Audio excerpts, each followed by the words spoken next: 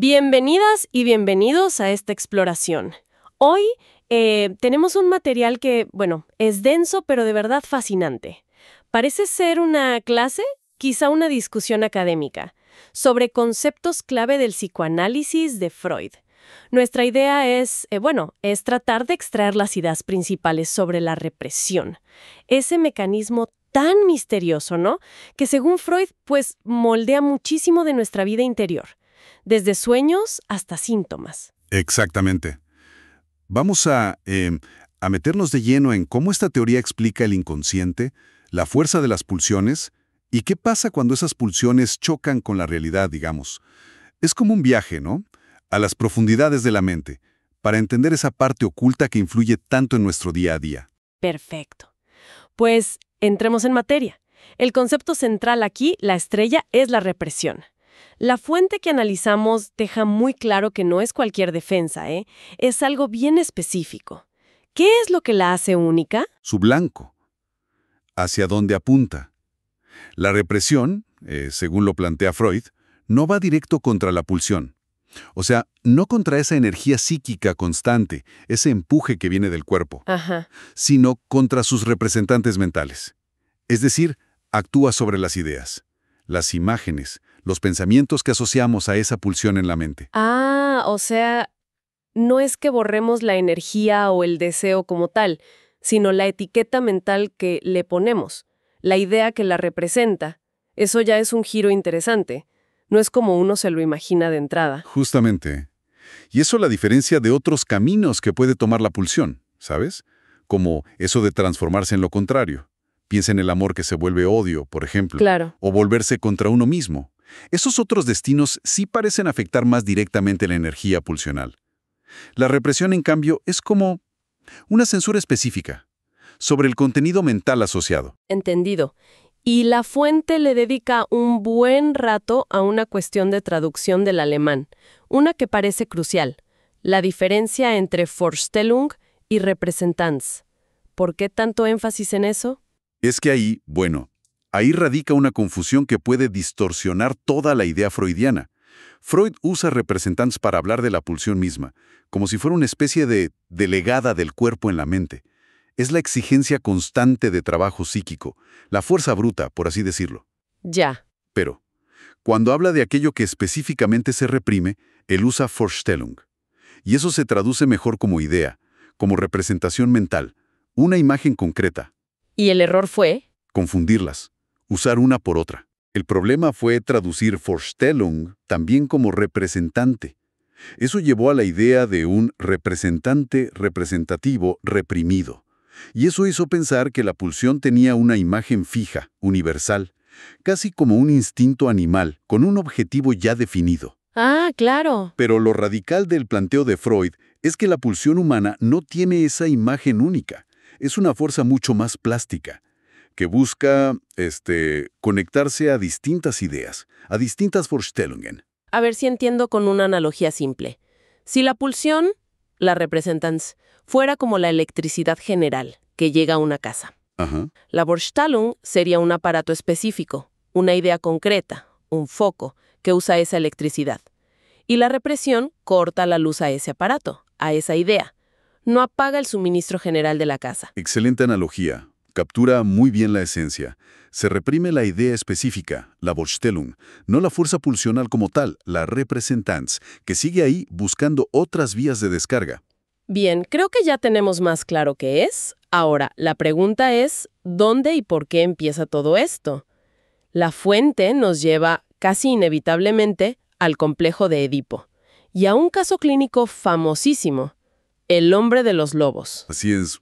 La teoría freudiana sitúa el origen de los conflictos fundamentales, y por lo tanto de la represión, justo ahí, en el drama edípico.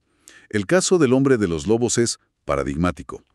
Es un paciente que tenía una fobia infantil muy, muy intensa a los lobos, algo que lo paralizaba por completo. El famoso sueño de los lobos blancos en el árbol, ¿cierto? Una imagen muy potente. La idea, el recuerdo o la construcción imaginaria del niño sobre la relación sexual de los padres. Algo que es enigmático, excitante. y que choca de frente con los propios deseos y temores infantiles hacia esas figuras parentales. El deseo por uno, la rivalidad con el otro. El combo clásico. En este caso, además, complejizado por una emoción de deseo muy fuerte hacia el padre. Ese choque entre los deseos edípicos y la prohibición que empieza a aparecer primero externa, de los padres, luego interna, es lo que funda la represión primordial. El primer acto, digamos. Sí, el acto inaugural que crea una primera división en la psique, un núcleo inconsciente, y lo que se reprime ahí queda fijado, como una marca que no se borra. La fuente también conecta esto con el desarrollo infantil más general. Dice que los primeros placeres del niño, ligados al cuerpo, al cuidado materno, suelen ser aceptados. Pero después, cuando la libido se enfoca más en lo genital y el niño intenta, incluir eso en la relación con los padres. Ahí aparece el límite, el eso no, el ahí no se toca. Para el niño es una exploración natural, pero choca con el tabú adulto sobre la sexualidad infantil, sobre todo en relación con los padres.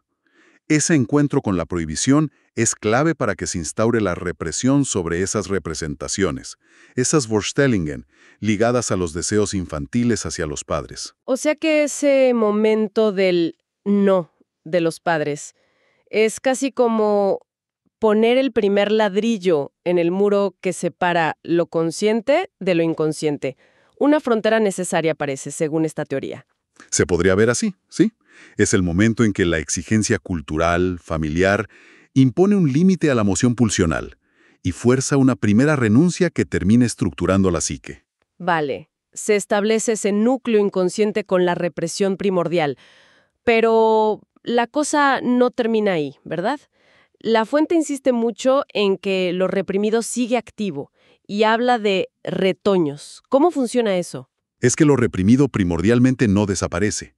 Sigue empujando, digamos, desde el inconsciente. Sigue buscando expresarse. Y aquí es donde entra la represión secundaria, que es la represión en el sentido más común, quizás.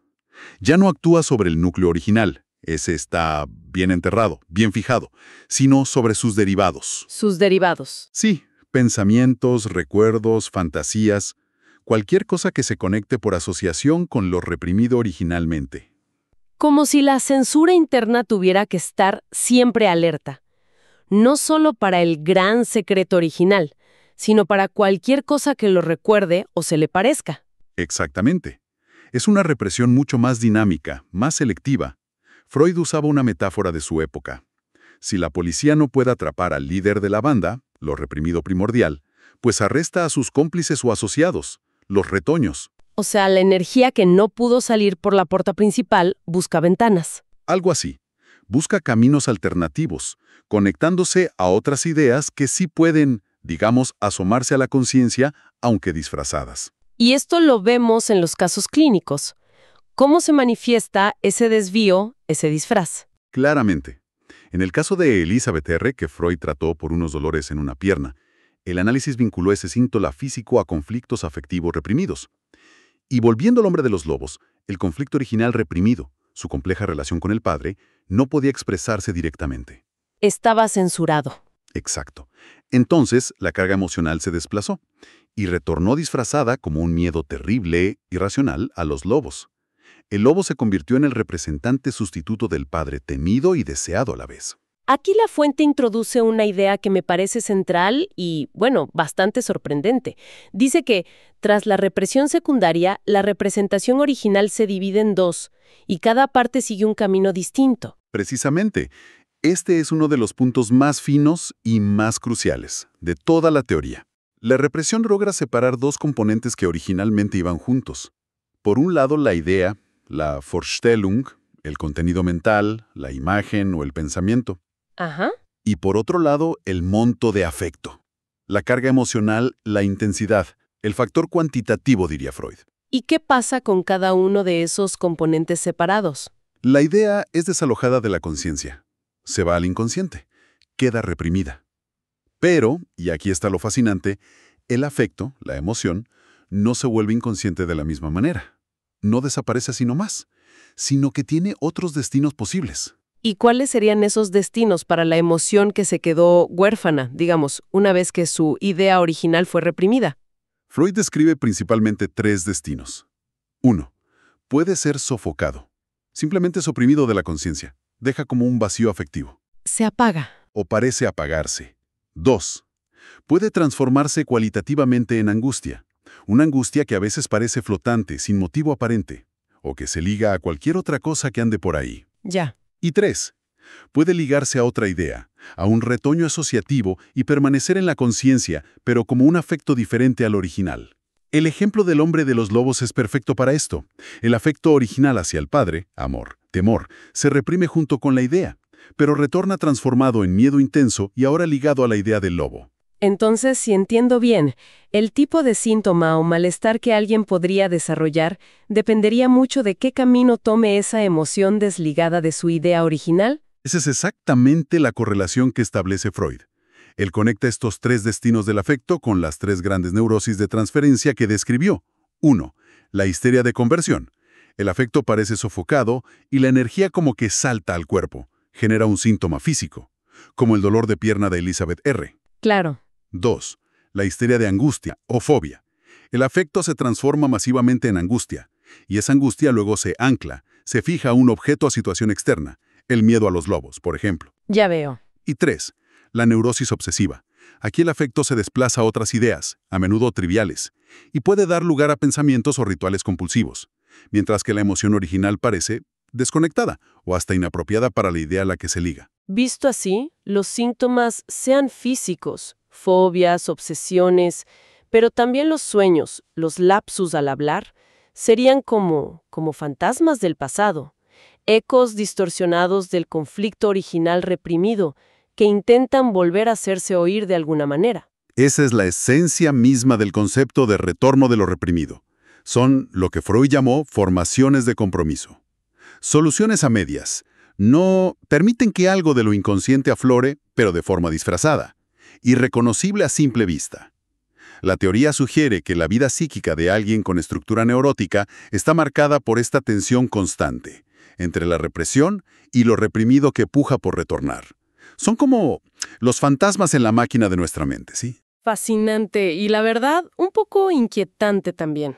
¿Y qué implica esto para un proceso de análisis psicoanalítico, según lo que dice la fuente? ¿Se trata de que el analista juegue a ser detective y le diga al paciente, mira, tu miedo a los lobos en realidad es por tu papá? No exactamente, y la fuente advierte bastante sobre eso. El objetivo no es que el analista descubra la conexión y se la revele al paciente como si fuera una verdad externa. Más bien, se trata de crear las condiciones para que la persona misma pueda, a través de su propio discurso, de sus asociaciones, empezar a reconocer esos hilos que conectan su malestar actual, el síntoma, el retorno, con su historia reprimida, particularmente con esas vivencias infantiles y edípicas. O sea, el poder curativo estaría en el propio acto de reconocimiento, de elaboración por parte de quien consulta. Así es. Que la persona pueda darle sentido a esa conexión entre presente y pasado reprimido es lo que, según esta teoría, produce un alivio, un cambio subjetivo. Por eso Freud mismo aprendió a ser cauto, dar interpretaciones salvajes o demasiado rápido. Mostrar las cartas antes de tiempo, digamos, suele generar más resistencia y no ayuda al trabajo psíquico que es necesario hacer. La fuente también marca un contraste fuerte con la psicosis. ¿Cómo se manifiesta ahí el retorno? Si es que se puede llamar así.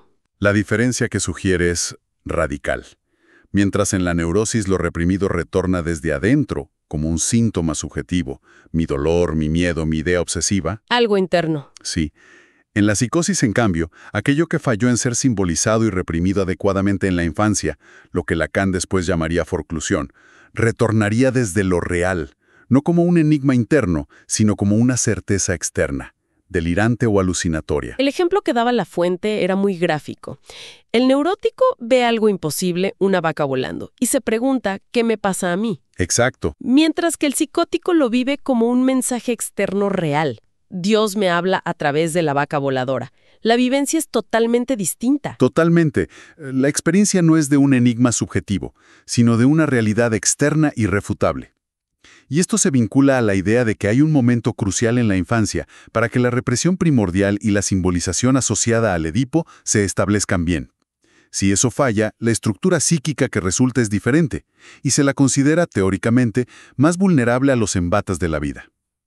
Hay como un tiempo para poner los cimientos psíquicos, digamos. Y para ilustrar de forma muy contundente esto del afecto desplazado y el retorno de lo reprimido, está la anécdota final sobre el hombre de los lobos, la de la muerte de su hermana. Es realmente impactante. Sí, es un cierre clínico muy potente.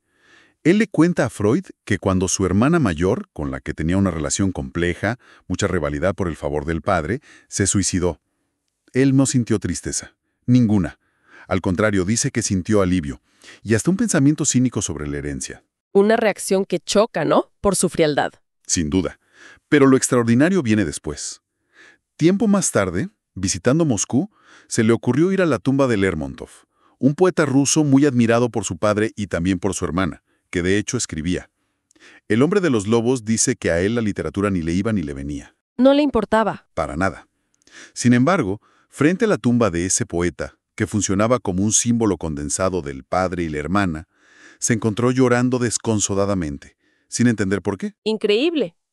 El llanto que no apareció ante la muerte real de la hermana emerge avasallador ante la tumba de un poeta asociado a ella y al padre. Es la definición misma del desplazamiento afectivo. Un ejemplo clínico casi perfecto, sí, de cómo los afectos ligados a representaciones conflictivas, reprimidas, pueden quedar ahí, latentes, y retornar de formas inesperadas, anudados a otros elementos que funcionan como sustitutos simbólicos. Ese llanto inconsolable era, muy probablemente, el duelo no elaborado por la hermana, y por su compleja relación con el legado paterno. Bueno, ha sido una inmersión intensa, la verdad. Si tuviéramos que resumir los grandes hallazgos de este análisis detallado sobre la represión freudiana, ¿con qué nos quedaríamos? Yo diría que nos quedamos con la represión como un mecanismo fundador de la división entre consciente e inconsciente, originado en el conflicto edípico, y fundamentalmente con esa idea clave de que la represión actúa sobre la idea, la Vorstellung, no sobre la pulsión misma. Y que esa división no es para nada estática. Lo reprimido puja por volver, y sus componentes, la idea y el afecto, siguen caminos separados. La idea se va al inconsciente, pero el afecto, ese busca otras salidas. Se sofoca, se transforma en angustia o se disfraza ligándose a otras ideas. Y eso genera síntomas, sueños, lapsus, toda la trama. Exacto. Esa dinámica del retorno de lo reprimido, con la separación entre idea y afecto, es clave para entender, desde esta perspectiva psicoanalítica, la complejidad de la vida psíquica y la formación de síntomas neuróticos. Nos deja con esa imagen potente de un pasado que no se va del todo, ¿no? De conflictos y deseos infantiles que siguen operando bajo la superficie, tejiendo la trama de nuestro presente de maneras que, a menudo, son invisibles para nosotros mismos. Y quizás una pregunta para llevarnos y seguir pensando, más allá de la teoría pura. ¿Hasta qué punto podemos reconocer ecos de estos mecanismos? De ocultamiento, de desplazamiento, de retorno de lo incómodo, no solo en la clínica, sino en las historias que contamos como sociedad, en las tensiones culturales o incluso en nuestras pequeñas justificaciones y autoengaños cotidianos. ¿Cuánto de lo que vivimos hoy está modelado por esos fantasmas de un pasado que a veces preferiríamos no mirar de frente?